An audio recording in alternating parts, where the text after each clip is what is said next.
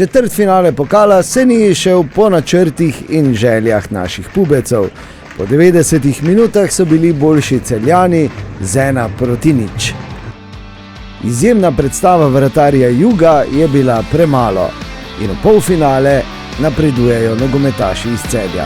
Tu so najzanimivejši trenutki tega obračuna.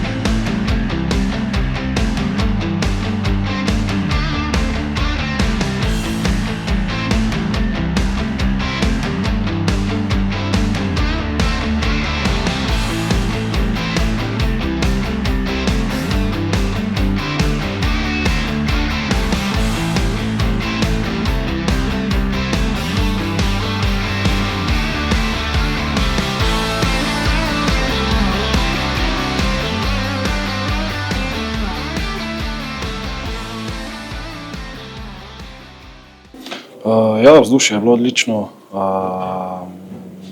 Res pa je, da mislim, da danes nismo dali dovolj, da bi si zaslužili zmago. Res, da smo imeli neke svoje priložnosti, ki mogoče, če bi jih izkoristili, bi šla tekma v drugo smer, ampak nažalost jih nismo. Čestitam Celju za odlično igro. Res igrajo vrhunski nogomet, tako da ja, nažalost danes ni šlo po naših načrtih. Ja, seveda je žal zato, ker najboljši igralci odpadajo in je pa res, da imamo druge igralce, ki morajo svoje priložnosti izkoristiti. Boleč poraz, ker vemo, da smo si želeli priti do konca v pokalu. Vsaka tekma za Maribor šteje, tako prvenstvo kot po pokalu, ampak nažalost danes nismo uspeli zmagati.